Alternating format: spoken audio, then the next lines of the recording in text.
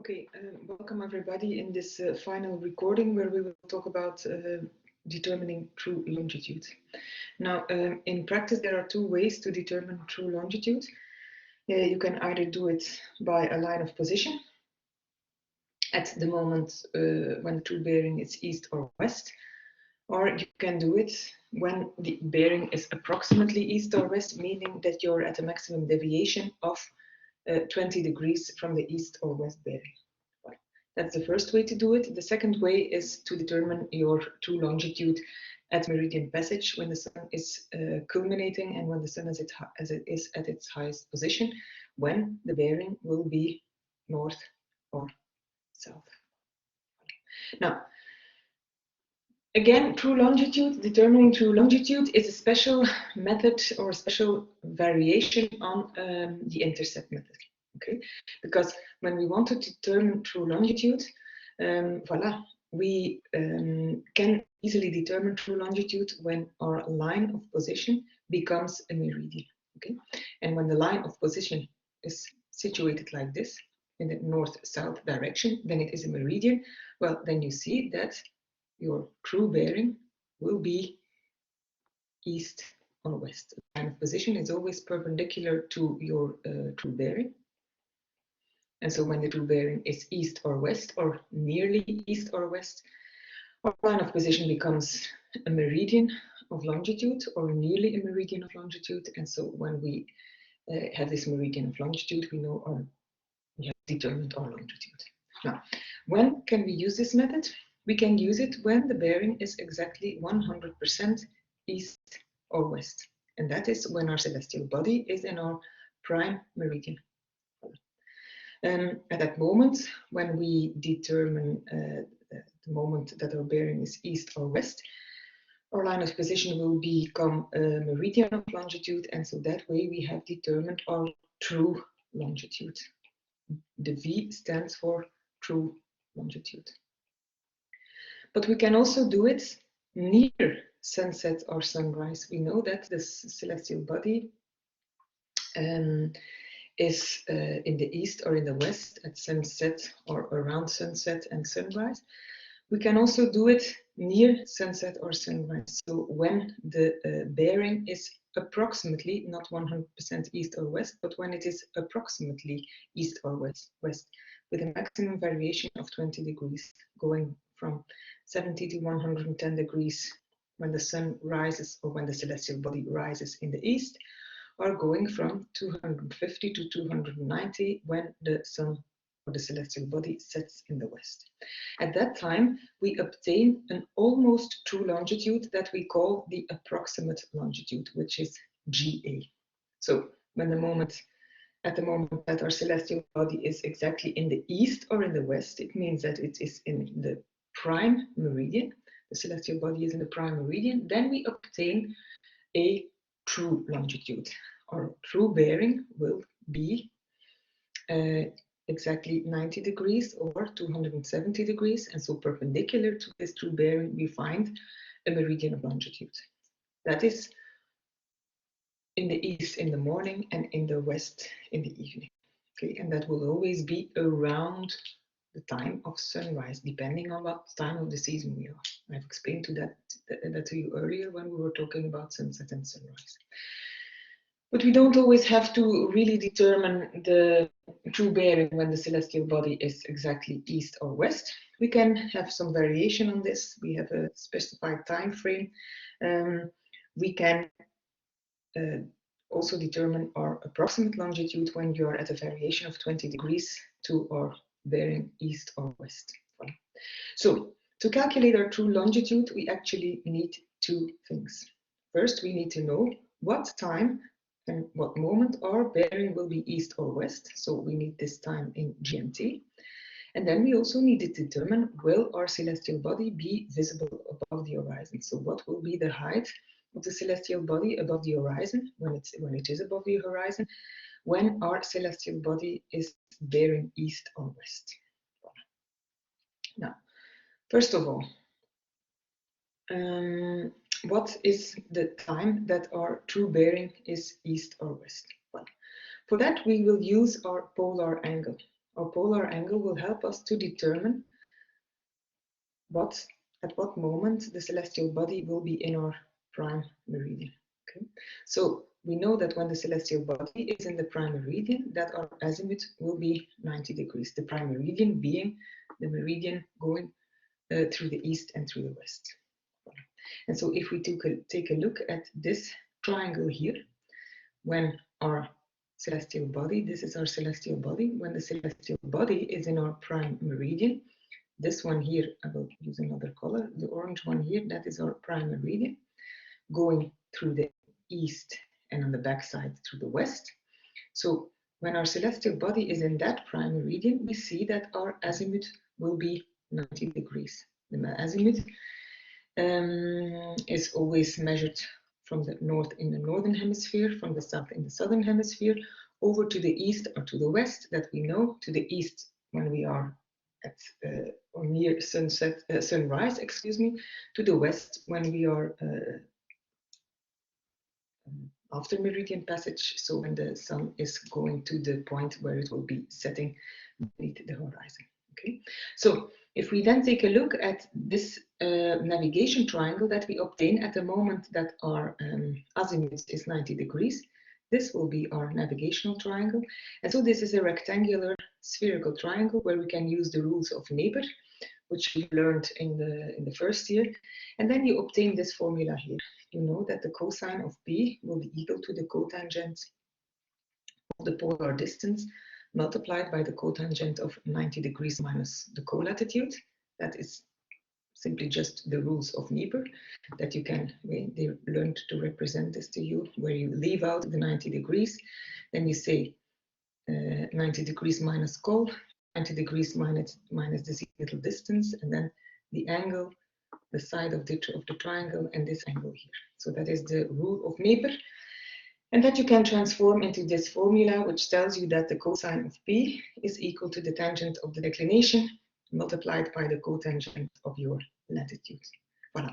And so that will allow you to determine the polar angle at the moment that your celestial body is in the prime vertical. Being, again, the prime vertical is this one here. Okay? And so your polar angle will tell you what time your celestial body will be in that prime meridian. Okay, because you can determine the moment. I'll explain that to you later on once again. But if you erase this here, if you know that this here is your polar angle, this one here, then that is equal to what you see here. Well, in this case, our polar angle will be east because we are before meridian passage. And so if we can take this, we know that this whole apparent daily motion of the sun, in this case, it equals 360 degrees.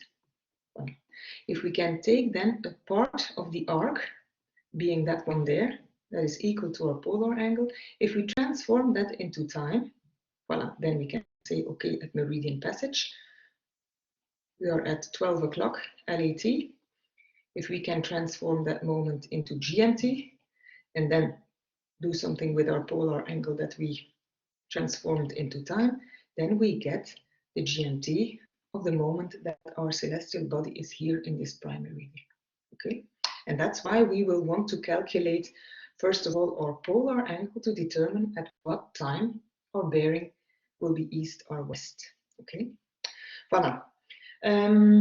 We will see that voilà, during that time, the declination, only our polar angle here is of importance. The declination that we get from the nautical almanac, and in fact, it won't change that much. The only thing that we need is the date of our observation. And so this is what I was trying to explain to you. At meridian passage, we know our LAT. We know that LAT equals 12 o'clock. We add or subtract our equation of time in order to get LMT of meridian passage. That's what we obtain here. And then we take our polar angle. Let's say that the polar angle equals 45 degrees. That means 3 hours. So we do something then here with our polar angle transformed into time. And so if we are if our polar angle is east, we have to subtract the 3 hours from the LMT of meridian passage.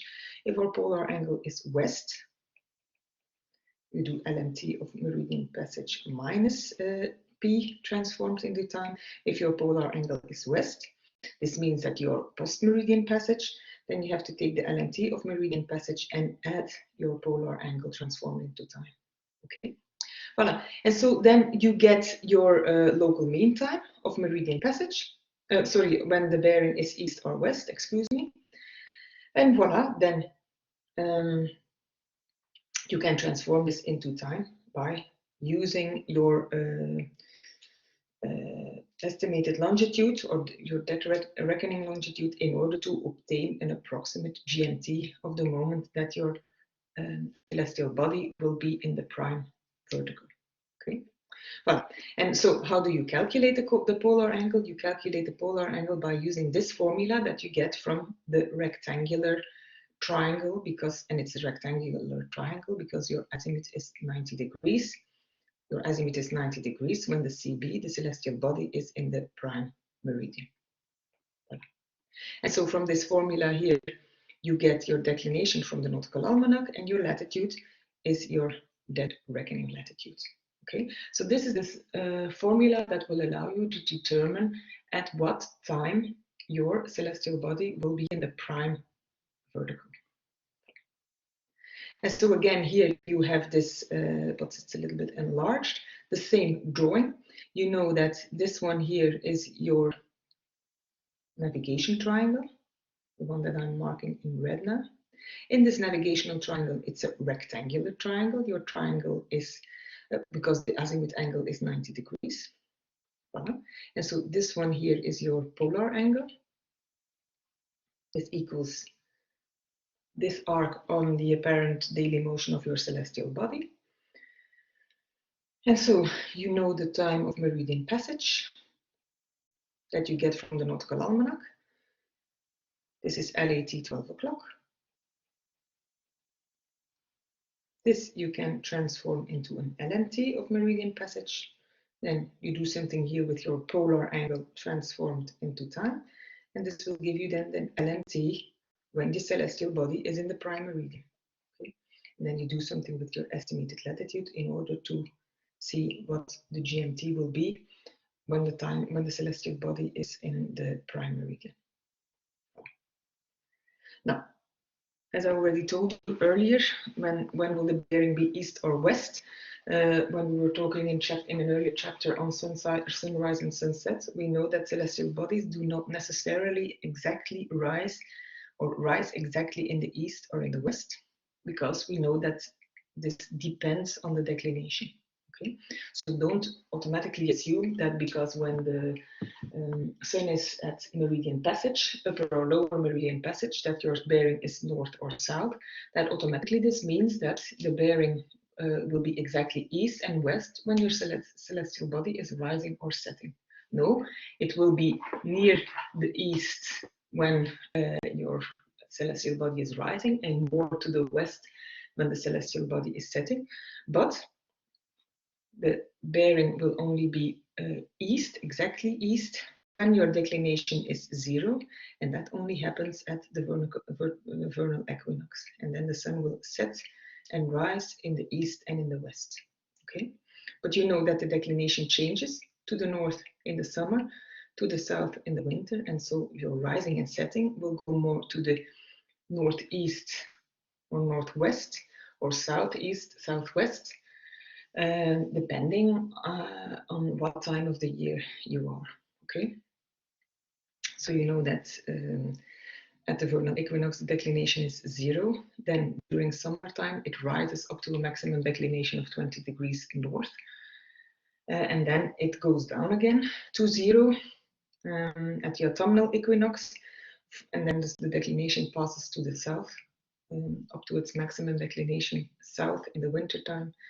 And voila, these elements will determine whether your celestial body will rise more to the east or more to the west.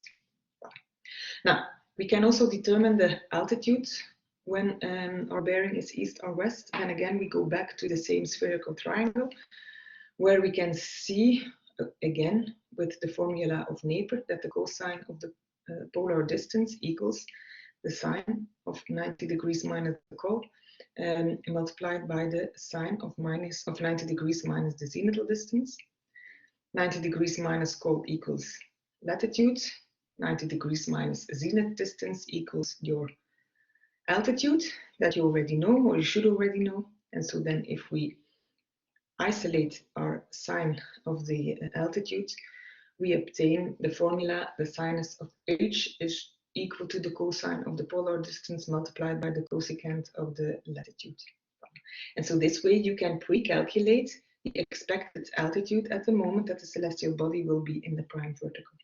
And this could help you, if you pre-calculate this, to to find your, for the sun this is easy of course, but to find your celestial body at the moment that the celestial body will be exactly in the east or in the west.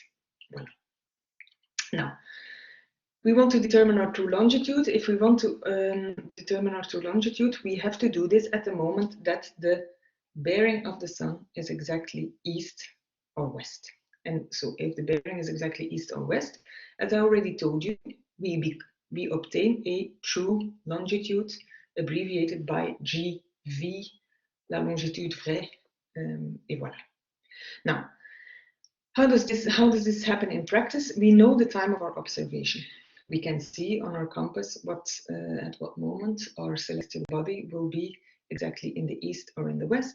And so at that time, we can determine our CH8 and our declination. And so with this formula that we derived earlier, what can we do? We can determine P. We can determine the polar angle. Okay, and so the only thing that we need to do then is, if we know our declination at the time of our observation, we know our latitude, then we calculate P. So we get P in a number of degrees, minutes, and seconds.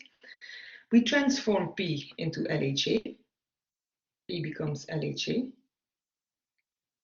And so we know this already from before. We know that when the LHA is bigger than 180, we know that our polar angle is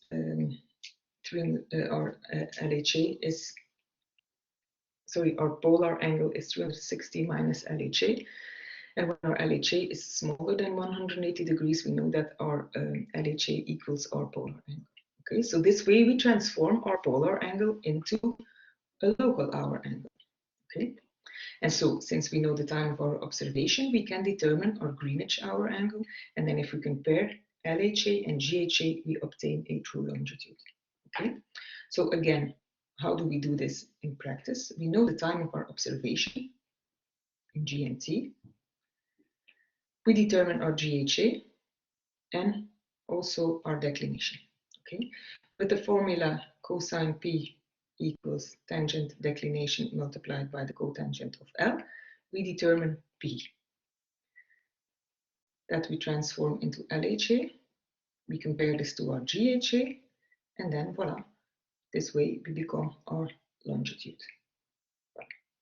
And so again, small repetition, this we already talked about earlier as well. When the east is in the front, then we always know that our LHA is bigger than 180 degrees. Okay, or when our LHA is bigger than 180 degrees, since it's always measured over the west, we know that the east will be in the front. And so our polar angle will be east, and it will be equal to 360 degrees minus our LHA. But voilà, this is something that you already know. When our LHA is smaller than 180 degrees, the west will be in the front, our polar angle will be west, and the polar angle will be equal to our LHA. Okay. On the other hand, this is for the northern hemisphere. When we are in the southern hemisphere, you see that when the LHA is bigger than 180 degrees, again, the east will be in the front. Our polar angle will be east, and again, it will be equal to 360 degrees minus the LHA. When the LHA is smaller than 180 degrees, the west is in the front and the polar angle will be west and equal to your LHA. Well, this is already something that you should know, but I add it for the sake of clarity anyway.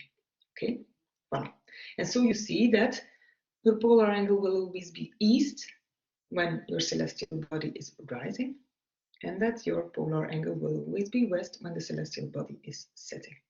Well, okay, then our adapted longitude.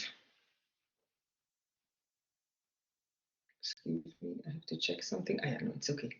I thought I had the wrong version, not the latest version of my PowerPoint, but it's okay. Now, this is only for determining the, as I already indicated here, that it should be very clear to you, to determine our true longitude. True longitude is only when the true bearing is east or west. Now, it may be very well possible. Again, this is the same thing as determining true latitude. It may be very well possible that you have missed the moment that your celestial body is exactly in the east or in the west. Voila, this doesn't mean that you cannot determine your longitude. Voila, as long as you're not too far deviating from the east or the west bearing, you can nevertheless always determine your longitude. The only thing that will change is that it's not going to be a true longitude, but it is going to be an adapted longitude, AGA. So when we calculate the longitude, at the moment that the azimuth is not exactly 90 degrees, we need, well, our formula, again, we need to think more about Mr. Buchan. Our formula will become a little bit more complicated because we don't have a rectangular spherical triangle, but what we have is a normal non-rectangular spherical triangle where we can derive the formula via the cosine rule, saying that the cosine of the zenithal distance equals the cosine of the polar distance multiplied by cos of col plus the sine of polar distance multiplied by the sine of the col multiplied by the cosine of p. Okay, and so if we change all these elements here, the complement of the polar distance is the declination, col becomes LE, polar distance again declination, called LE, and the cosine of p stays the same. Okay, and so then we can isolate the cosine here, the cosine of the polar angle, and this gives us then the formula that you see here. I'll indicate it here with the red shape. So you see that the cosine of P equals the sine of H divided by the cosine of L multiplied by the cosine of the declination, plus or minus the tangent of your latitude multiplied by the tangent of your declination. Okay, and voila. How can we do this? We know our estimated, what do we know in this formula? We know our estimated latitude. We know the moment of our observation, so we can determine our declination. So these are all elements we know. And with our sextant, of course, we have to do something ourselves as well. With our sextant, we determine the altitude of the celestial body at the moment that the celestial body is, well, at the moment of your observation, when the bearing doesn't deviate more than 20 degrees from the east or the west. Okay, so this you take with your sextant, the altitude you obtain with your sextant. Okay, and so it's plus or minus because we have to include the sign of our declination. Okay, the declination will be north or south. And so when latitude and declination have the same name, the declination is treated as a positive value. And when latitude and declination have the different name, then declination is treated as a negative value. Okay. Voilà. And so this is again the complete derivation of the formula, but voilà, this is the simple rule for the cosine, which we transform into 90 degrees minus h. Voilà, and then you isolate the cosine of p, giving you the same formula as the one that we saw there in the beginning. Okay, this is the more complete derivation, but voilà, I think this is very simple. You only need to know the complements of declination, polar distance, latitude, etc. Okay. So, and as I told you, this is your complete formula. Then you have to check the sign of the declination and the latitude, and as I told you, if they have the same sign, S will be treated as a positive value. And so if this is a positive value, then the minus remains, and we have to subtract the first part of this equation, the second part of this equation from the first part. If we treat the declination as a negative value, when latitude and declination have different signs, then you see that we get the negative, the minus there, because our declination is negative. This gives us then minus multiplied by minus. This becomes plus. So in that case, when latitude and declination have a different name, we have to add the second part of the equation to the first part. Okay, that is where this comes from. Okay, but in practice, what do you need to remember? When latitude and declination have the same name, then you have to subtract. When latitude and declination have different name, you have to add. Okay, in this formula. Voilà. And so again, this is actually a variation on the formula that we have derived here, on this one here. Okay, but it's a little bit more complicated, to say it in a simple way. It's a little bit more complicated because, why? Because we don't have now a rectangular triangle, or azimuth will not be 90 degrees. Because we deviated a little bit from this, our true bearing will be allowed to deviate 20 degrees either to the east or to the west from your true east or westerly bearing. Voilà. So, voilà, how does this happen in practice? In order to obtain an adapted latitude, you determine the GMT of the moment of your observation with your chronometer. Okay, you add the chronocorrection, and so at that time, what do? You take your nautical almanac and you determine the CH8 of your celestial body. In our case, it will be mostly the sun, and the declination. Voilà. And so then we take our formula to determine the cos of P, our polar angle. Why? Again, why do we want to know our polar angle? Because this polar angle can be transformed into LHA that we compare to our GHA, and so this will give us the difference between LHA and GHA, gives us our longitude. Wow. So with this formula, we determine P. We know the altitude of our observation, we know our estimated latitude, and the declination we get from the nautical almanac. So we determine the polar angle, we transform it into longitude with the rules that we already know, and so we then compare our local hour angle to our Greenwich hour angle. The difference between local and Greenwich is always your longitude. And in this case, it will not be your true longitude, but it will be your adapted longitude. Okay. And so again, here we have the same situation. This adapted longitude will not really be our longitude, but we will be on a line of position that will be perpendicular to the true bearing that we obtain at the moment of our observation. Okay, so we still, this is the same thing as with our ex-meridian method, when we want to determine our latitude not at the exact moment of meridian passage, but within a specified time frame before or after meridian passage. What can we do? We determine, and what do we still have to do? We now have to determine our azimuth again and our true bearing. Okay.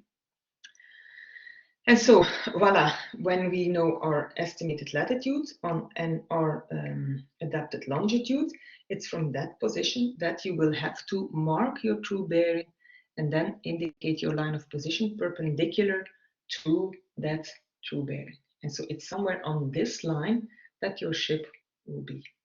Same procedure, same principle as we did for LA.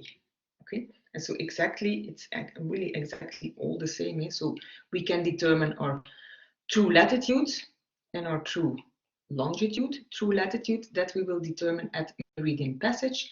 True longitude we will determine when the bearing is east or west. Okay, and so at meridian passage we know that our true bearing is north or south, and perpendicular to our true bearing that is north or south, we know that our line of position will be a meridian of, a parallel of latitude. at the moment that our bearing is east or west, perpendicular to that bearing, we will find a line of position that equals a meridian of longitude. Okay, but then I'll try to indicate it like this. When we have our, sorry, I'll mark that on this side. When we have an adapted longitude, we know that we are x meridian, just before or just after meridian passage. So what do we have to do then? We have to, our bearing will not be exactly north or south. It will deviate a little bit from this. So your line of position will be something more like this. Okay. And so the same thing when you do the determine the adapted longitude, your true bearing will not be exactly east or west. So this means that your line of position will be something more like this. Okay, and so you don't get a true latitude or a true longitude, but you get an adapted latitude and an adapted longitude. Okay, and so again, in this case, how does this work? This I will erase to make it a little bit more clear. So what do you get? You get an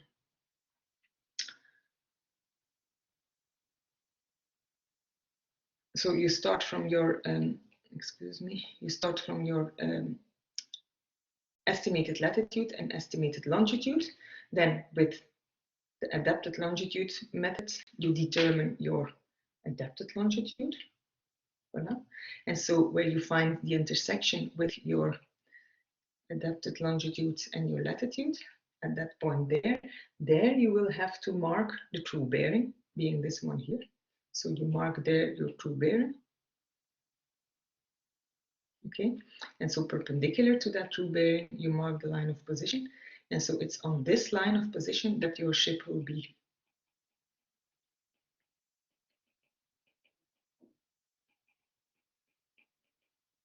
Okay, so this is not your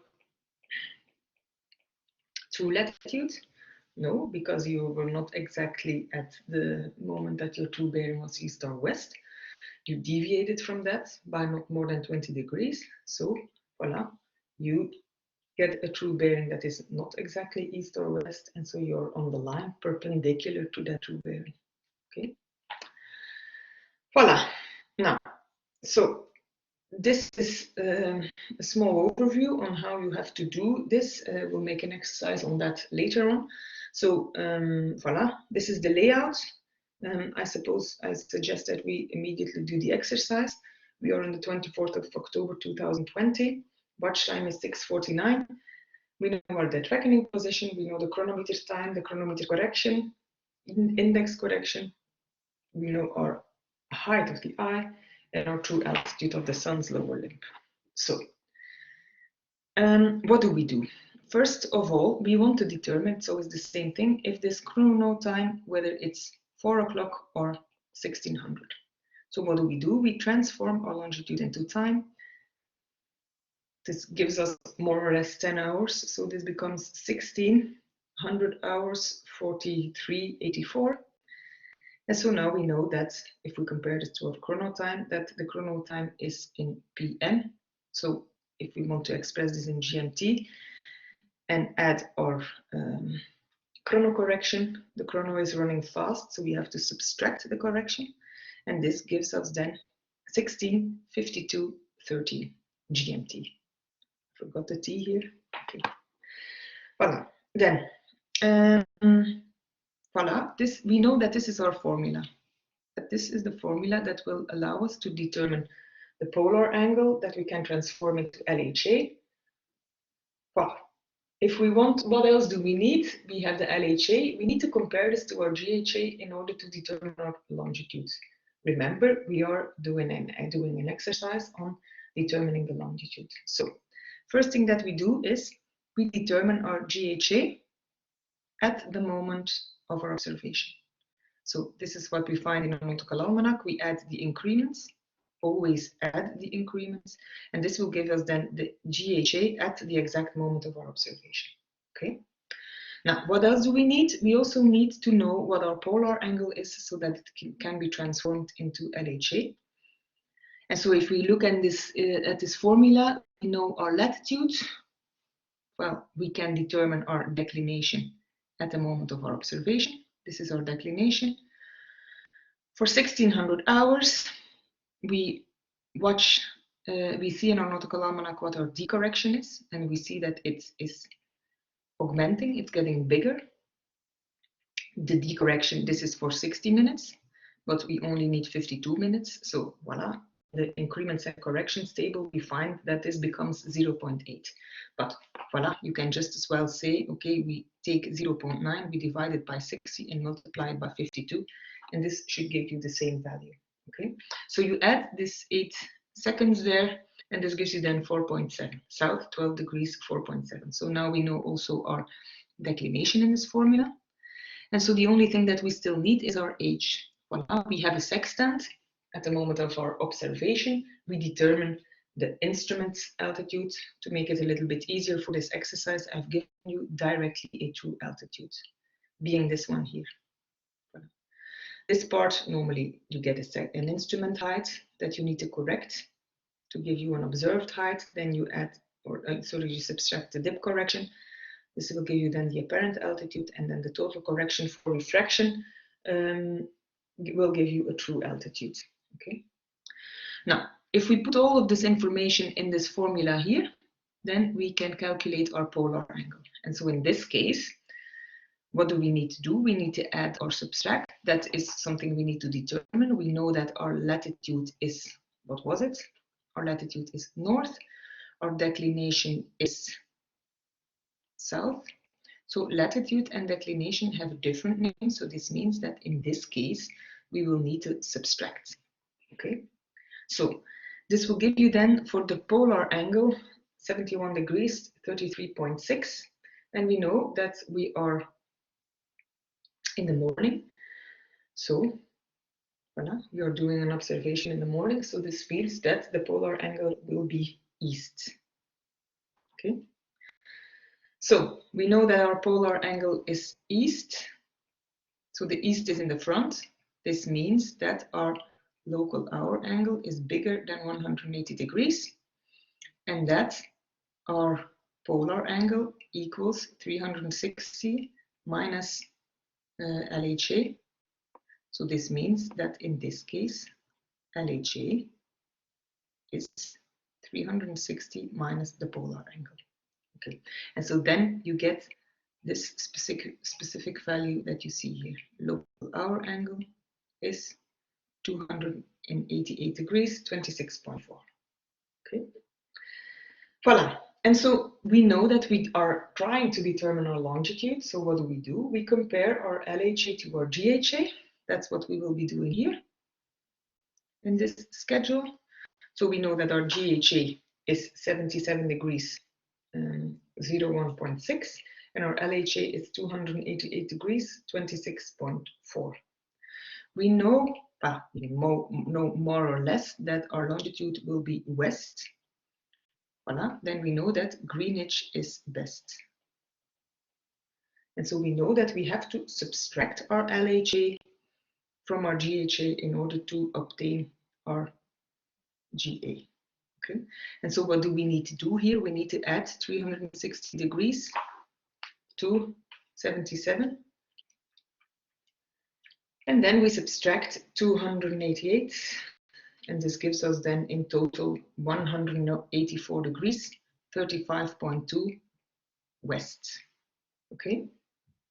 Voilà. So this is our GA, but we know that this will not be, well, LE and GA is not the exact position of our ship.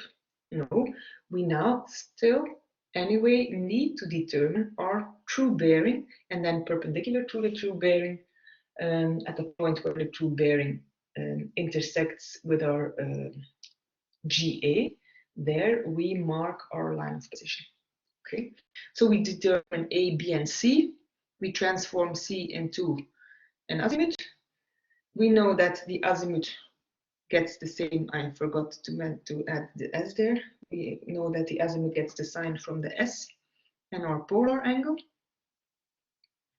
And so if we have a southeasterly azimuth of 71.3. This gives us a true bearing of 108.7. Voilà. And so we know that our position line goes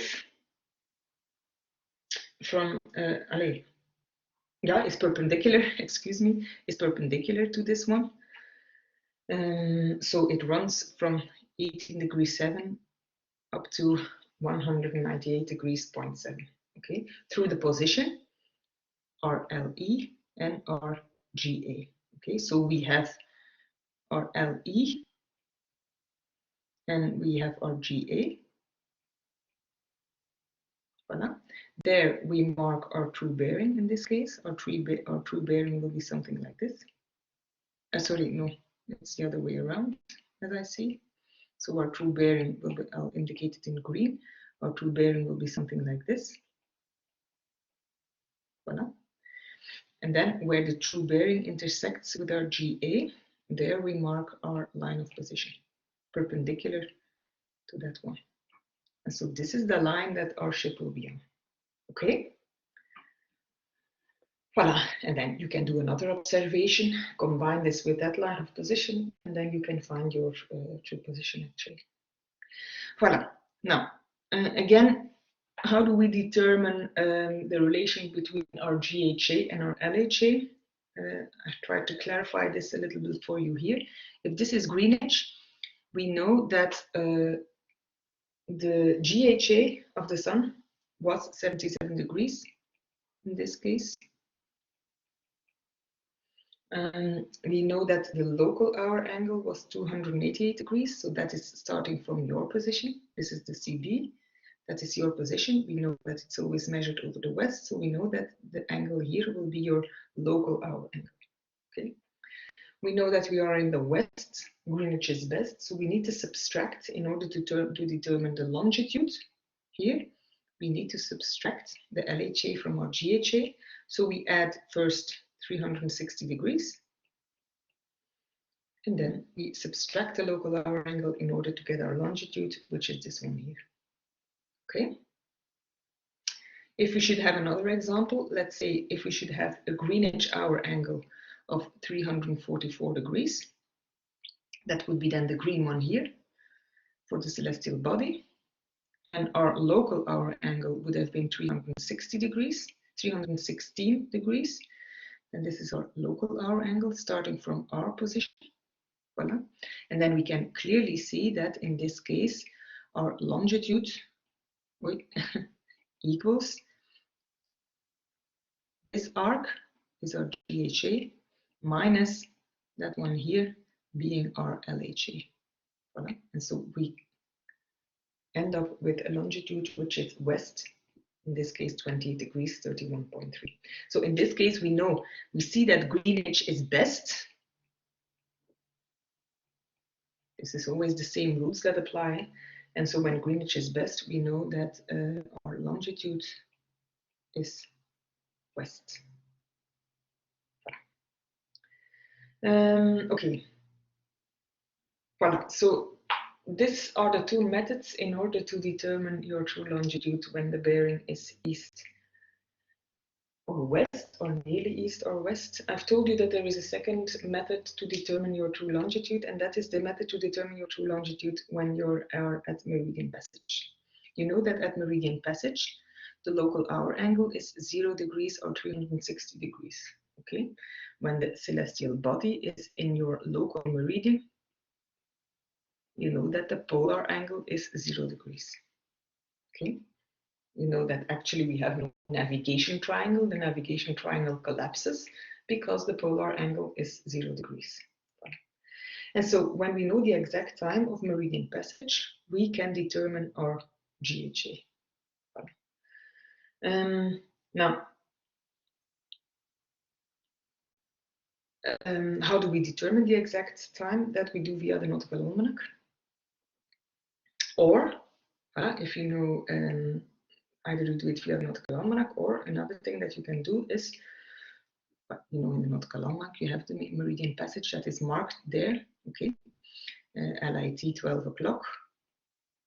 Equation of time gives you then the LMT. Okay, But you can also do this simply just by observing, okay? What can you do? You can take several observations or 2 observations. For example, if this is meridian passage, you take an observation at a certain moment before meridian passage, and then you wait until you have, they call it the equal altitude method, and then you wait till you have the same altitude after meridian passage. So this is before, this is after. You take this altitude here, and then you wait with your sextant until you have the same altitude. You take the difference in time between the 2 of them, voila, and you divide it, or you divide the 2 times by, you add them and you divide it by 2, and then you get the exact moment of meridian passage. Okay, and so the time that you find then will be your, that you can, if you do it with your chronometer, then you will obtain your Greenwich Mean Time. Okay, and what can you do then? At that moment, you determine the CH8 with the nautical almanac, and then again,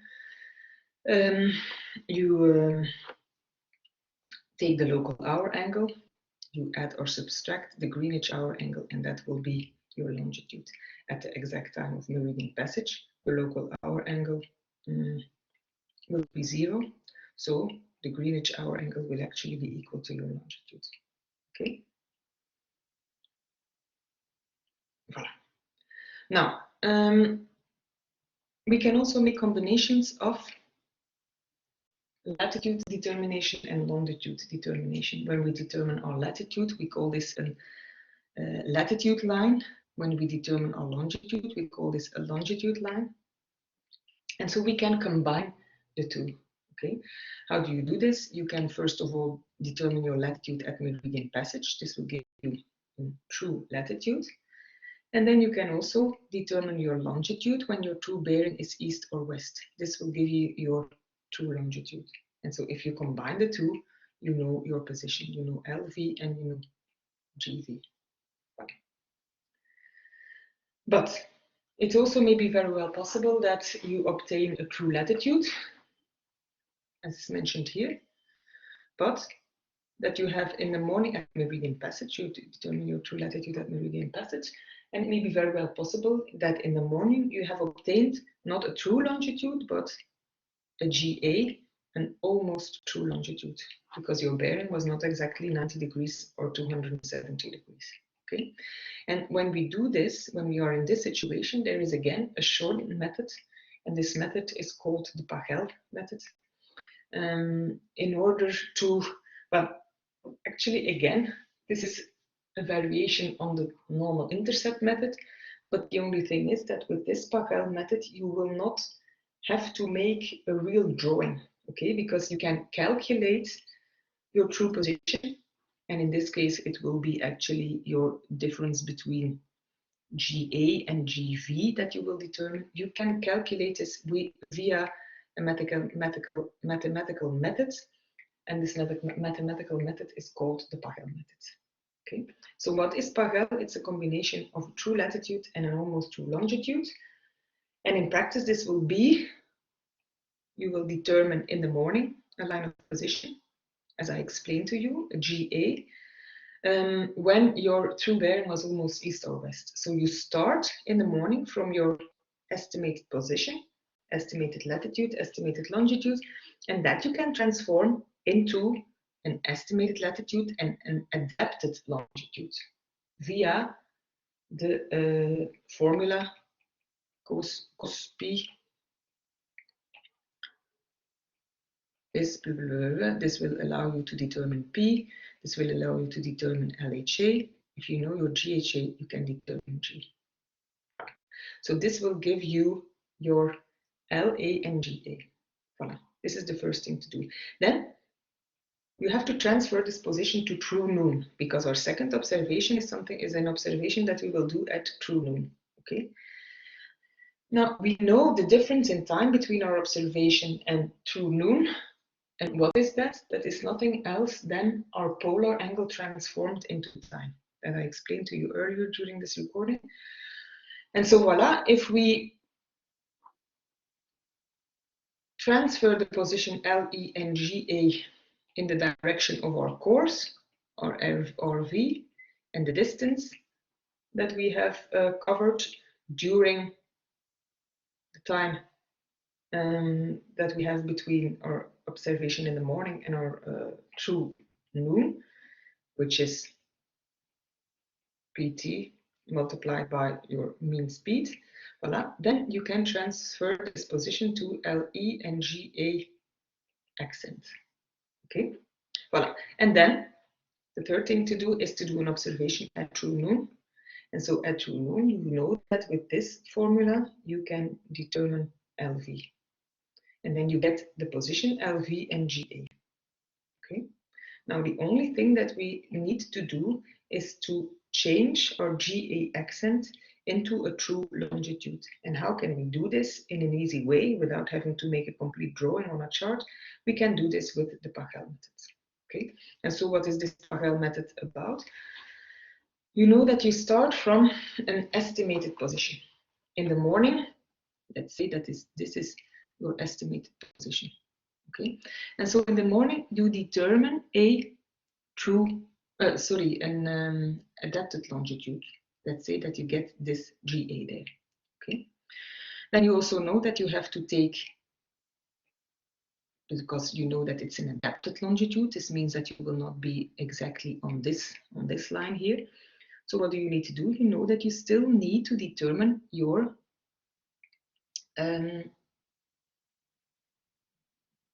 true bearing. Your true bearing. Yeah. And so in this case, your true bearing, you mark your true bearing like this. Okay. And so where you find the intersection point, there you mark. Well, this maybe it's so clear to draw it like this, but then there you get your line of position. Okay, this will be your line of position. Now, this line of position will need to be transferred. This is your position then in the morning. Should have drawn it a little bit smaller. Now, what will be your line of this is your line of position in the morning, so this will be LE and GA. Okay, but the next observation will be an observation at true noon. So what do we need to do? We need to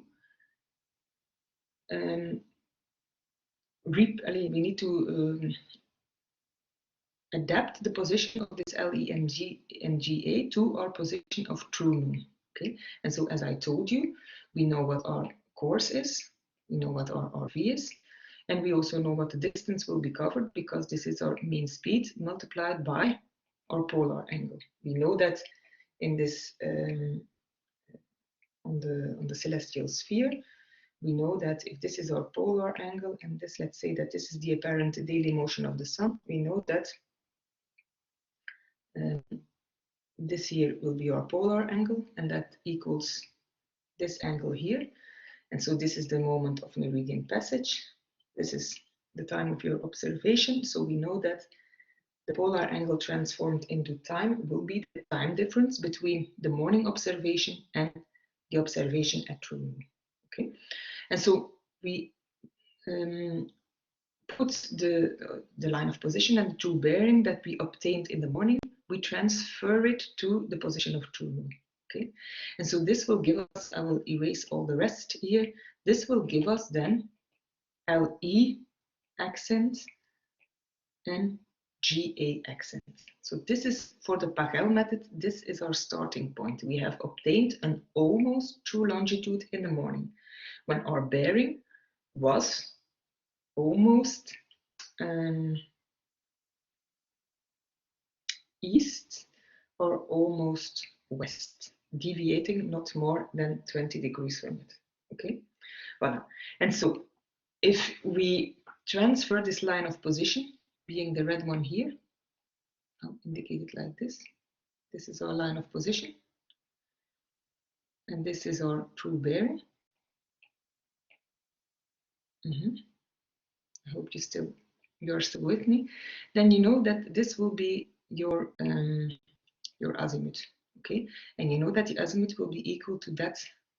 If we turn this whole thing in that direction, we know that this angle here equals that angle there. And so we also know that it equals this angle here.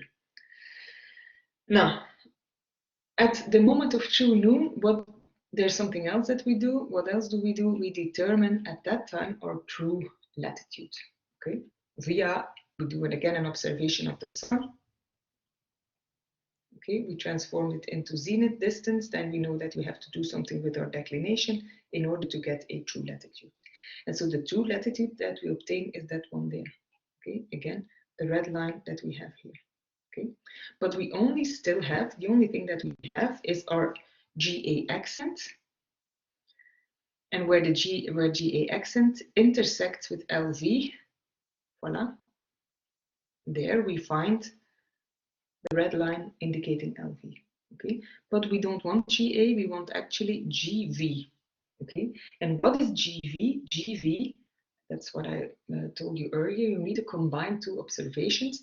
We will be combining the line of position from the morning with our true latitude, which is nothing else than a line of position at true noon. Okay, and so voila, in order to avoid having to make this real drawing and having to indicate on a chart or on a plotting sheet the lines of position, we should actually be able to calculate this one here, being your delta E. Okay, we know that at a certain longitude, the distance between two meridians, that is equal to your departure. And you know that departure is delta E is delta G multiplied by the cos of ln. Okay, ln is your mid-latitude that we used for calculating courses and distances and whatever via the ln via our mid-latitude method. Okay, we know that with the mid-latitude method we use the departure equals our delta G multiplied by the cosine of ln. Okay, now if we know that in this triangle, I will erase again all the rest. In this triangle here, we know that, so this side is delta E, this one being delta L, the difference between LE accent and LV. Voila, that are two elements that we can calculate. And we also know the azimuth at the time of the observation. So in this triangle, we see that the cotangent of the azimuth is delta E divided by delta L.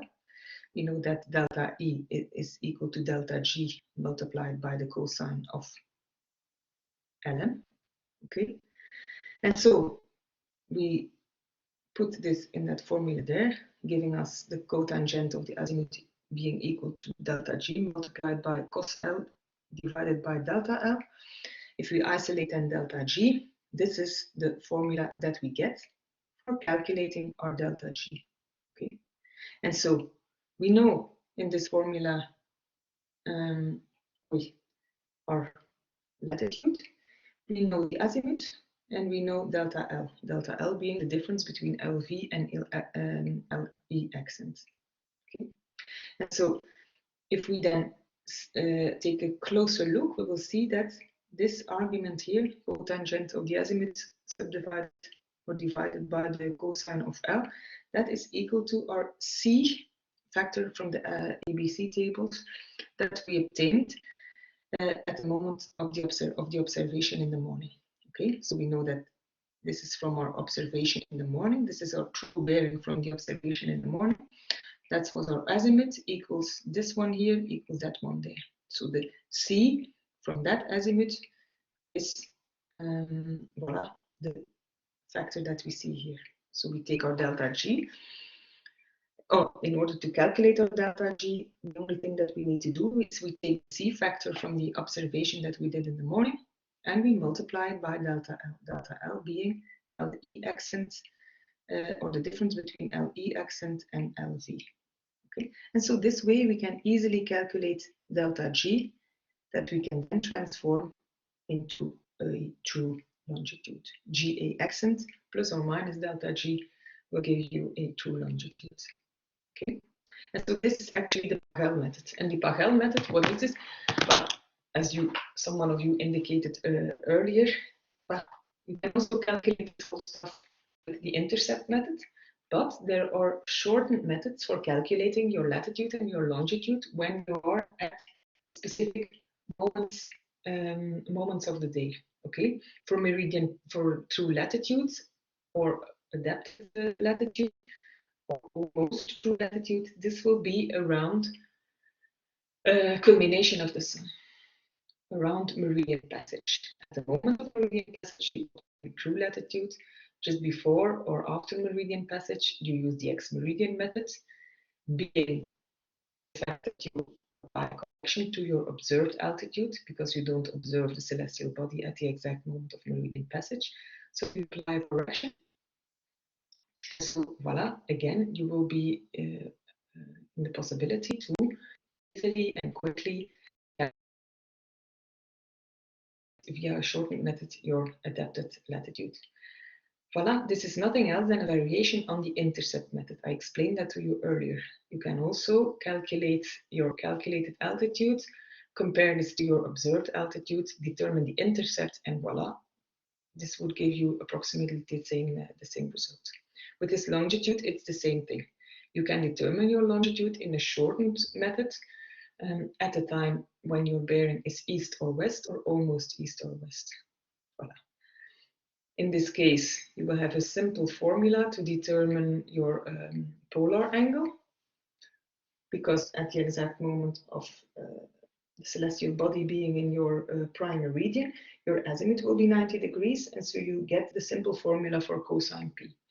When you're before or after the east or west bearing, the formula gets a little bit more complicated, but nevertheless, you can determine your p, and this will give you then a GA, an adapted longitude.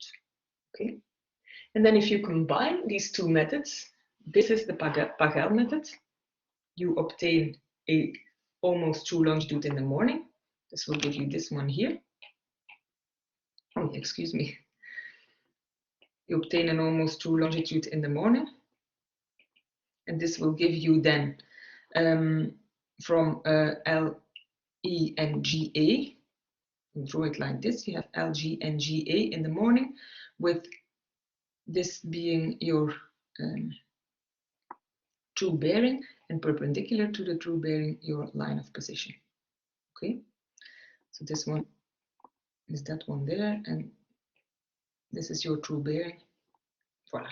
And so this you transfer to, this is in the morning. I hope this is clear. This is at true noon. And so in the morning you do your first observation, you determine GA, and then you put this position at the moment of true noon. How?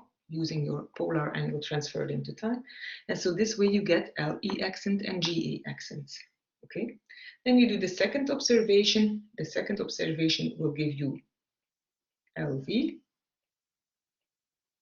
Okay. And then voila, if you have your LV and your GA, the only thing that is left to do is either you really draw these two lines of position, you find the intersection between the two lines of position, and this way you obtain LV or GV. But a shortened method is just by using this formula, you determine delta G is C multiplied by delta L being this one here.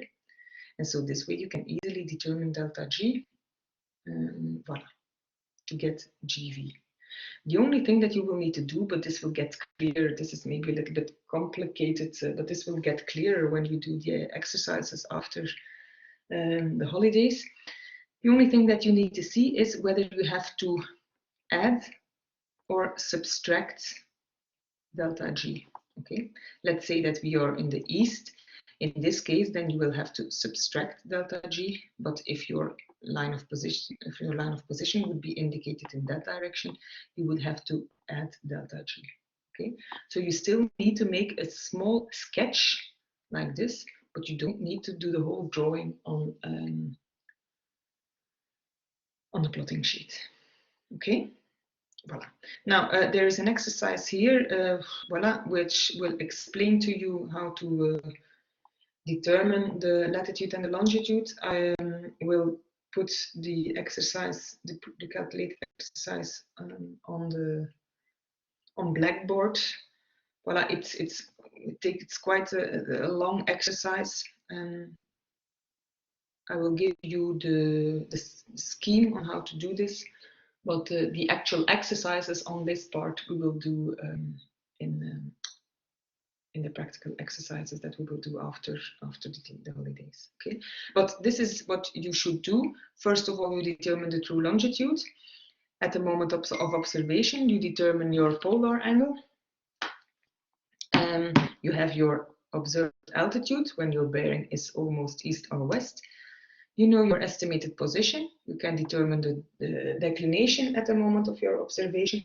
So this will allow you to determine the polar angle that you transform into LHA, that you compare with your GHA, and this will give you then your adapted longitude. Okay. You determine with the ABC tables your true bearing, and also, voila, that is important, the C, because that we will need earlier for our Pachel calculation. Okay. Voilà. So we get our LE and GA at the time of the first observation. Voilà. Then we have to transfer this line of position to the moment of our second observation. We will do our second observation at meridian passage in order to get a true latitude. Okay. Voilà. So we determine the time of our meridian passage. At that time, we can determine our polar angle. Okay, we convert our polar angle into time. We multiply the time by our speed, and this will give you then the distance over which you have to transfer the line of position that you obtained in the morning. Okay, and so you get LE accent and GA accent. Okay, and so how do we do this? If we have an RV, this is back to your roots of the first year. If you have an RV and an M, you can use the traverse tables to determine delta L and delta G. Okay, this will get clear to you again in the practical exercises. So we have now transferred our morning observation to LAT 12 o'clock, and then we will, at LAT 12 o'clock, determine our true latitude. We do an observation at the time of meridian passage. Voila. So we have our altitude, we transform it into zenithal distance, we do something with our declination, and this will give us then LV. Okay, this is the simplified formula because we know that at the moment of true latitude, our LHA is 0, our polar angle is 0, so we have no triangle. Okay, and so this will give us a true latitude and an adapted longitude. And now this is the moment where Pachel comes into play. Pachel, not Pachel, but Pachel. And so now we need to say, okay, delta G, what is this? Delta G, in order to transform this into GV, delta G, what is this? This is C multiplied by delta M. Okay. And then we determine with a small sketch whether we have to add or subtract, depending on if this is your line of position, something like this, or if your line of position is something like that. This is your GA accent. Voila. This will give you then either GV here or GV there, okay, on your true latitude. And so this is the complete schedule that you will have to follow. But since, voila, it's maybe a little bit too elaborate, you can take a look at this. This is the different stages that you have to go to. True longitude, determine your position at 12 o'clock, and then LAT 12 o'clock, and then determine the true latitude. This is the scheme that we will follow for the rest of the exercises, okay, or the actual exercise that we will be doing. I think it won't be before after the Easter holidays, I think. Okay, voila. So that's it for our final recording. I hope everything is clear. Should it not be clear, I will be available on Friday morning for questions. Good luck.